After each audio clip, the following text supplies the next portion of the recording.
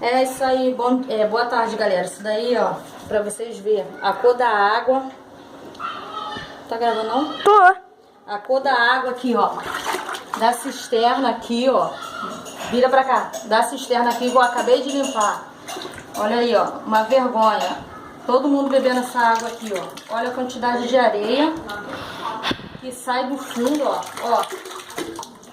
Restos. Olha a cor da água. Essa é a água aí, ó.